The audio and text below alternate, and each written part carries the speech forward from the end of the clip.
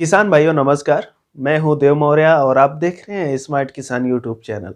हमारी हमेशा से ये कोशिश रही है कि जो किसानों की स्थिति परिस्थिति है, जो नए किसान बनना चाहते हैं, उन सभी को अच्छी जानकारियां देते हुए उनकी स्थिति परिस्थिति में बदलाव लाया जा सके, जिससे बारीक से बारीक चीज़ें हम यहाँ पर बताने की कोशिश करते हैं। और ये वीडियो है संपूर्ण जानकारी की, जिसमें हम आप लोगों को जो अनुभव आधारित है, ये जानकारियाँ यहाँ पर प्रदान करते हैं और जिसके माध्यम से आप आसानी से खेती कर सकते हैं। यहाँ पर जो भी आंकड़े दिए जाते हैं, अपने हिसाब से हम बहुत ही सही से प्रस्तुत करने की कोशिश करते हैं। तो आज की इस वीडियो में हम आप लोगों को बताएंगे ककड़ी की खेती। और जो ककड़ी की खेती होती है, ये हम आपको फोटो दिखा दे रहे हैं। इसको तो हमारे यहाँ ककड़ी बोलते हैं, आप लोगों के यहाँ क्या बोलते हैं ये आप लोग जरूर बताइएगा। तो चलिए हम शुरू करते हैं। ये जो है हमारी जो खीरा, काकड़ी और तरबूज खरबूज होता है, उसी के वर्ग की ये फसल है। क्योंकि खीरा हमारा है, तरबूज खरबूज ये सब कच्चे खाए जाते हैं, इनको जो है चूल्हे पे पकाने की जरूरत नहीं होती है। तो उसी तरह से हमारी ककड़ी भी है और ये जो है मार्केट में काफ़ी अच्छे से जाती है। जैसे ही ठंड के बाद गर्मी आना शुरू हो जाती है, फिर तुरंत से इसकी काफ़ी मांग मार्केट में आ जाती है। और जो किसान भाई पहले मार्केट में लेके आ गया, उसको बड़ा बढ़िया रेट मिल जाता है। तो हम शुरू करते हैं कि हम इसकी जो बुआई होती है ये कब कर सकते हैं। जो इसकी हमारी बुआई होती है ये जनवरी से लेकर के अप्रैल तक कर सकते हैं। और ख़ास तौर पे कुछ अन्य भागों में भी किसान जो है नवंबर लास्ट दिसंबर से तैयारी इसकी शुरू कर देते हैं। जो थोड़ा गर्म है, अभी जैसे छत्तीसगढ़ है और उड़ीसा है, जो समुद्र तटीय क्षेत्र में आ जाते हैं।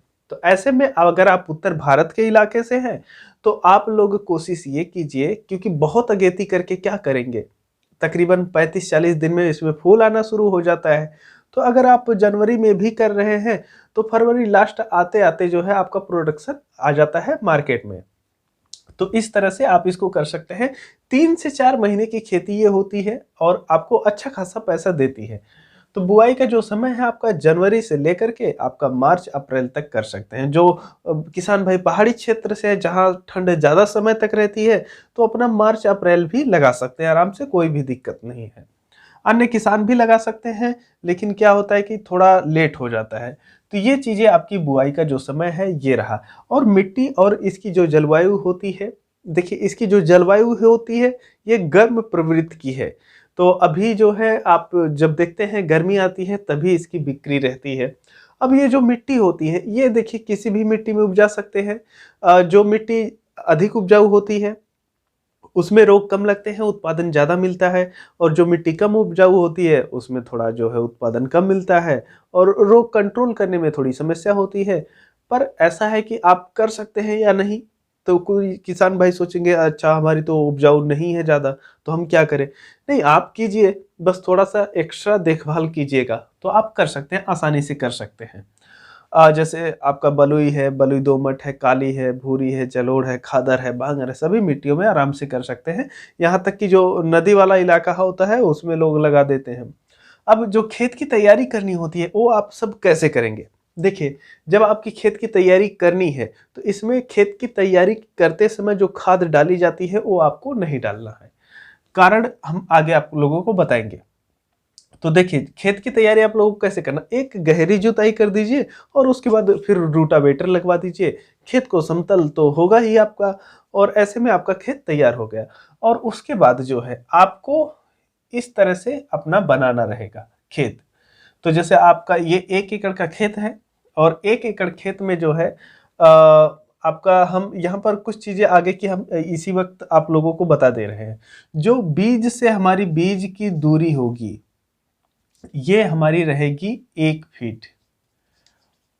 और जो हमारी लाइन टू लाइन रहेगी वो रहेगी 6 से लेकर के 7 फीट। इससे ज़्यादा आप मत कीजिएगा।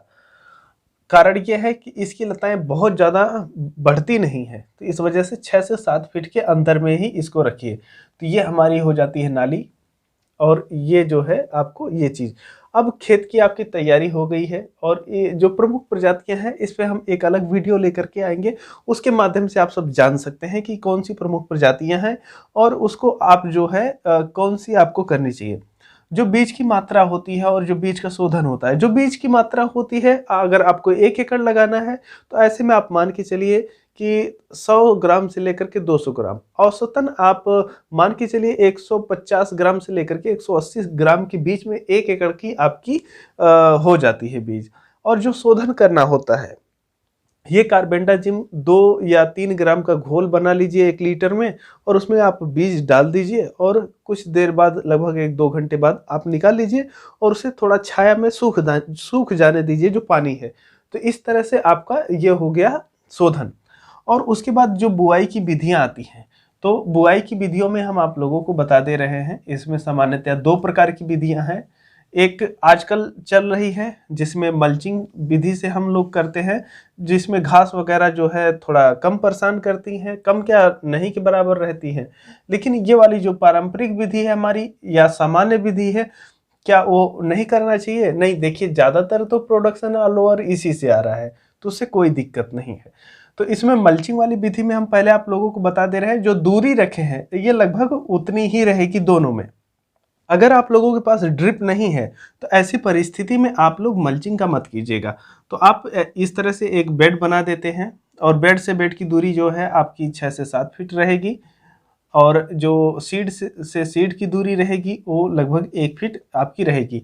तो आपका ये बेड बन गया, ऊपर से मल्चिंग लग जाती है और अंदर जो है आपका जो ड्रिप का पाइप है ये डाल दिया जाता है और यहीं पर बुआई हो जाती है।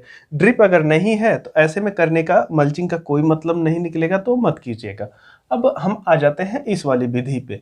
अब ये वाली जो विधि होती है, तो जैसा आप देख रहे हैं कि हमारी ये एक नाली है और ये हमारी जो मुख्य नाली है इसके माध्यम से हम पानी डालते हैं। तो ये जो हमारी नाली है इसमें हम कैसे करेंगे? देखिए अभी तो आपको ये जो है इस तरह से कुछ आपको दिखेगी।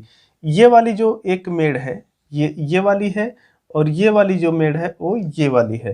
तो इस तरह से आप देख सकते हैं किस तरह, और ये जो खाली वाला ये वी आकार बन रहा है वो ये वाला बन रहा है। अब आप लोग समझ गए होंगे। तो अब क्या है कि हम यहाँ पर पानी लगाते हैं। अब जो खेत की तैयारी के समय खाद नहीं डालना था अब यहाँ पर डालेंगे, क्योंकि क्या होता है कि हमारी जो लताएं होती हैं ये इधर ही फैलती हैं खेत में दोनों तरफ। अब यहाँ पर ये जड़ तो निकलती नहीं है, तो ऐसे में हम पूरे खेत में खाद डाल के क्या करेंगे कि घास ही उगेगी और कुछ तो होना नहीं है जो हमारी फसल को प्रभावित करेगी। तो इस वजह से पूरे खेत में हम खाद नहीं डालते हैं। अब जो इसमें खाद आप लोगों को डालनी है वो ले लीजिए आप डीएपी, पोटास ले लीजिए और इसके साथ साथ आप सिंगल सुपर फास्फेट मिला करके डाल दीजिए। और जो गोबर की खाद है ये अगर आपकी नाली लगभग 30 फीट है तो लगभग 30-40 या 50 किलो गोबर की खाद एक नाली में आप डाल करके सिंचाई कर दीजिए। अब जब आप यहाँ पर सिंचाई कर देते हैं इस विधि में, तो ऐसे में क्या है कि पूरे खेत में नमी है या नहीं है ये मायने नहीं रखता है। और हम यहाँ पर जो है जब आप सिंचाई पानी इसमें डालते हैं इस नाली में, तो अब यहाँ पर आपका ये जो है मिट्टी पानी सोखती है। तो जब पानी ये सोख लेती है तो जब ये पानी ख़त्म हो जाता है तो हम बीज ले करके यहाँ पर एक बीज हम डाल देते हैं। इसी तरह से जो है एक बीज यहाँ, फिर 1 फीट छोड़ करके 1 फीट छोड़ करके ऐसे बीज हम डालते जाते हैं और इस तरह से हमारा ये बिजाई हो जाती है। अब इससे और इसके बीच में दूरी हम 6 से 7 फीट रख देते हैं। अब आपकी ये बुआई कंप्लीट हो गई।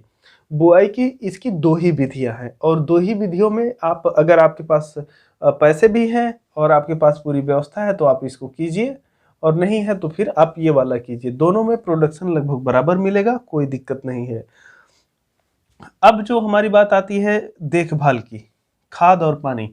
देखिए तो जो हमारी खाद और खाद देना होता है, तो ये देखिए इसके पत्ते चौड़े होते हैं, ऐसे फैले रहते हैं।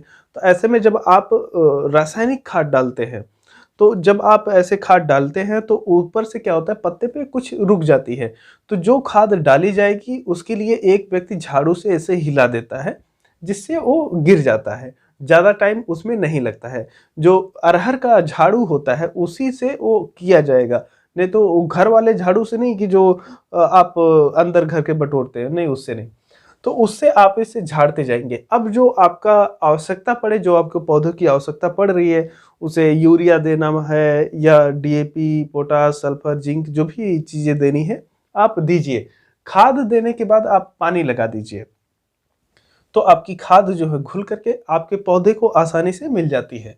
और यहाँ पर जो है तकरीबन 25 दिन के अंतराल पे आप जब पानी लगाएं तो गोबर की खाद जो है आप उसमें डाल सकते हैं। इससे क्या होगा कि आपके पौधे को एक्स्ट्रा एनर्जी मिलेगी, जो आपके पौधे को ज़्यादा समय तक उत्पादन देने में सहायता करेगा। तो इस तरह से आपका ये हो जाता है। अब हमारी बात आती है कि हम इसकी सिंचाई कब, कितने दिन पे और कैसे करें। देखिए, आपका जो ड्रिप वाला है तो ड्रिप से तकरीबन पर डे या एक दिन गैप करके जो है पानी देना होता है, और हल्का पानी इसमें देना होता है। अब जो ककड़ी होती है हमारी, इसे आप इस विधि से कर रहे हैं तो 2 से 3 दिन के अंतराल पे अगर हल्का पानी दे पाएँ तो बहुत अच्छा है, नहीं तो 4 से 5 दिन के अंतराल पे आपको पानी तो देना ही रहेगा। तो इतने दिन पे लगभग सिंचाई करनी होती है। और मिट्टी जो है भुरभुरी बना के रखिए, मतलब इतनी इतनी नमी होनी चाहिए कि अगर आप ऐसे हाथ डालें यहाँ नाली में तो आपके हाथ में मिट्टी आ जानी चाहिए इतना। तो इस तरह से आप वहाँ नमी बना के रखिए। और ऐसा भी नहीं है कि जब मिट्टी आपके हाथ में आ जा रही है तो गीली है तभी पानी लगा दीजिए, नहीं, ऐसा मत कीजिएगा। तो ये आपका पानी हो गया। और जो रोग इसमें लगते हैं उसके लिए हम एक स्पेशल वीडियो लेकर के आएंगे, आप लोगों को बताएंगे कि इसमें क्या रोग लगते हैं, उनका क्या उपाय है। वीडियो नहीं तो लंबी ज़्यादा हो जाती है। अब हम आ जाते हैं लागत। जो इसमें लागत आती है वो हमारी कितनी आ जाती है, और इसके साथ साथ किस विधि में कितनी आती है। देखिए, ये जो सामान्य विधि होती है इसमें आप मान के चलिए लगभग 12,000 रुपये मैक्सिमम आपका खर्चा आ जाता है। अगर आप ये जो है ट्रैक्टर वगैरह से बनवा लेते हैं, नहीं तो तकरीबन आप कुछ क्षेत्रों में देखेंगे कुछ हज़ार का परिवर्तन आ जाता है, तो आप मान के चलिए कि 16 तक पहुंच सकता है, इसी के बीच में रहेगा। लेकिन अगर आप मल्चिंग से कर रहे हैं तो ऐसे में 50 से 60,000 रुपये आपका जो है लागत आ जाती है। तो ये चीज़ें हो जाती हैं। अब जो हमारा उत्पादन होता है ये कितना होता है। देखिए, ये जो ककड़ी होती है इसका थोड़ा उत्पादन कम होता है, लेकिन ओवरऑल जो रेट मिलता है वो थोड़ा बेहतरीन होता है। तो इस वजह से ये जो है ठीक ठाक रहता है। तो औसत की अगर हम बात करें तो आप मान के चल सकते हैं कि 70 से लेकर के 90 के बीच में आपका 90 कुंटल प्रति एकड़ आप निकाल सकते हैं। अब 90 का रिकॉर्ड आप तोड़ सकते हैं, आराम से तोड़ सकते हैं, 150 लेकर के जा सकते हैं। लेकिन ऐसे में जो आपकी फसल 4 महीने के लगभग है उसको आपका जो है बढ़ाना पड़ेगा लगभग 5 से 6 महीने, और ये आराम से बढ़ जाएगा। अब जब आप करते करते अनुभवी हो जाएंगे, तब जब पौधा मुरझाने लगता है तो उस समय उसे नाइट्रोजन स्प्रे के रूप में और थोड़ा नीचे से भी देना होता है, और बढ़िया से देखभाल करनी होती है। तमाम तरह की चीज़ें सीखेंगे तो आ जाएगा, लेकिन इतनी जल्दबाजी भी क्या है। तो इस तरह से हो गया। अब हम आते हैं बात कि हम बचत कितनी कर सकते हैं। तो इसमें देखिए, अगर आपको अच्छा रेट मिल जाए या तमाम तरह की चीज़ें हैं, तो यहाँ पर हमारी कोशिश होती है आप लोगों को एक औसत बताने की। औसत से ये होता है कि जो कम पाएगा या ज़्यादा पाएगा तो उसमें ज़्यादा डिफरेंस होता नहीं है। आपको भी लगेगा अच्छा भाई बताया था 1-1.5 लाख, तो उतने के आसपास रहा, चलो कोई दिक्कत नहीं, अगली बार मेहनत करेंगे मिलेगा। तो ये चीज़ें हैं। इसमें आप मान के चलिए कि आप औसतन कम औसत जो है आप 1 लाख निकाल सकते हैं, और जो अगर हाईएस्ट आप लेके जा रहे हैं तो 2, इतने के बीच में आप आराम से निकाल सकते हैं। और यहाँ जो भी हम आपको आंकड़े देते हैं, हमारी कोशिश हमेशा ये होती है कि कुछ जो भी चीज़ें आप लोगों को प्रोवाइड की जाए, जो भी बताया जाए, वो बहुत ही अच्छा होना चाहिए और इसके साथ साथ सही भी होना चाहिए, जिससे आप जो है भ्रमित ना हो। काफ़ी लोग भ्रमित कर देते हैं कि ये लगा दो, ये करोड़पति बन जाओ, ये कर दो, ऐसा। अगर ऐसा ही होता तो हर कोई नहीं कर लेता भाई, काहे कोई इतनी मेहनत करता। नहीं, देखिए, अगर आप अच्छी मेहनत करते हैं तो तकरीबन 1 लाख से लेकर के 1.5 लाख के औसत में रहिए, और अगर अच्छा सब कुछ रहा तो 2 तक आराम से आप टच कर सकते हैं। ऐसे में कुछ किसान भाई हैं जो मज़े लेने चाहते हैं खेती का गर्मी वाली, और जिसमें वो खेत में जाकर के काफ़ी अच्छा स्वाद उठाना चाहते हैं, तो वो इसके साथ साथ कौन सी खेती करें। पहली आप कर लीजिए ककड़ी, फिर कर लीजिए खीरा, फिर कर लीजिए तरबूज, फिर कर लीजिए खरबूज। आप तो खाएंगे, दुनिया को भी खिलाएंगे और दोस्त भी बनाएंगे। अच्छा, कुछ किसान भाई होते हैं जो डरते हैं कि जो है अभी हम लगा दिए तो गांव वाले तो खा जाएंगे। देखिए, इन सब चीज़ों से नहीं डरा जाता है। अगर कोई आपके यहाँ आ रहा है तो कोई खा लिया तो उससे उससे वो छोड़िए, वो दो चीज़ें होती हैं। मतलब अगर आप ऐसे बड़े लेवल पे धंधा कर रहे हैं तो हर व्यक्ति, हर कंपनी का मालिक जानता है कि जो उसके यहाँ आ रहे हैं काम करने ना, तो उसमें से 5% चोर होते हैं। कोई काम चोरी करेगा तो कोई सामान चोरी करेगा, तो मालिक उसको उतना अपना मैनेज कर लेता है इधर उधर से। तो वही चीजें होती हैं। आज की वीडियो के लिए ये रहा। ये वीडियो आप लोगों को कैसी लग रही है ये सब जरूर बताइए, और साथ में किसानों के साथ शेयर कीजिए, जिससे किसानों की जानकारियां बढ़े और वो अपनी स्थिति मजबूत करे। हम भी मेहनत कर रहे हैं आप लोगों के लिए ही। तो चलिए, आज की वीडियो के लिए बस इतना ही। मिलते हैं आप लोगों से एक नई वीडियो में। तब तक के लिए चलते हैं। नमस्कार, जय जवान, जय किसान।